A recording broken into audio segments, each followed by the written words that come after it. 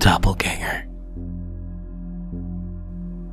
I could feel him inside my head, burning, consuming, devouring. He crept through my entire body, dictating all that I did. It was like being constantly buried in sand up to your neck, unable to move your limbs without further entrenching yourself. For 10 years, I felt as if I was always suffocating. I watched him for what seemed like an eternity, living my life in my house with my wife. And each day I thought to myself that I had to get rid of this imposter, this doppelganger that seized me from within and kept me from myself. I had to be rid of the being that had snatched my very existence from my grasp. I tried to reason with him more than once. I begged, I cried, I pleaded. I implored him to release me. But to no avail. He had no intention of relinquishing control of my body. I'm not sure he even realized that the battered man in his dreams was the person that he usurped. Soon I resorted to a more violent attitude. I would shout at him in his sleep, attack him, trying to frighten him into giving up.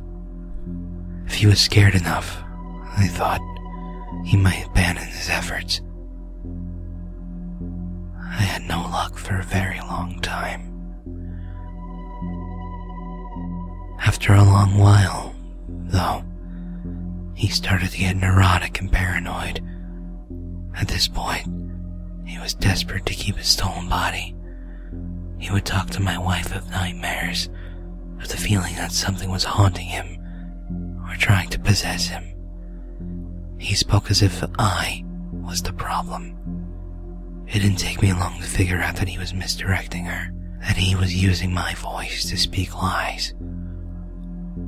I persisted in my tactics, trying to scare him. It worked by inches.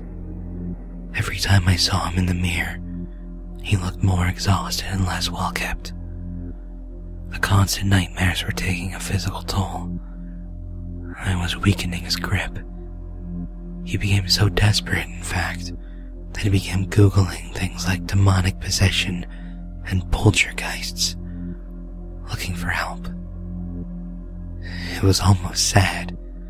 There's not a whole lot out there on how to rid yourself of the original tenant of a body. Of course, he didn't find anything. But I did.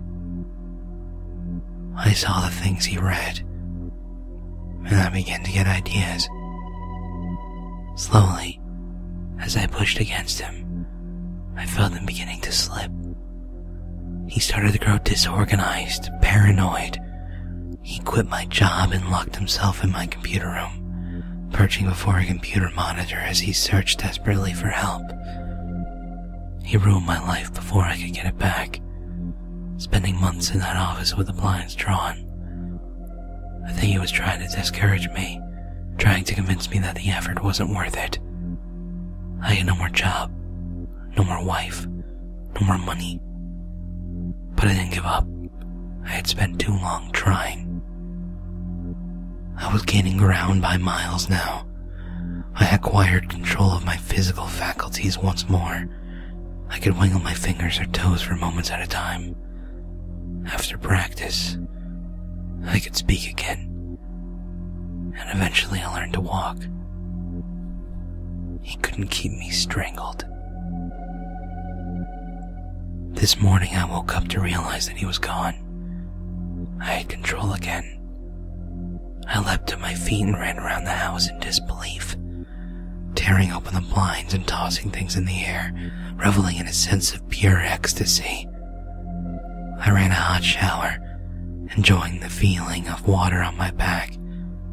When I emerged, I took a moment to breathe the soap-scented air, amazed that I was finally free.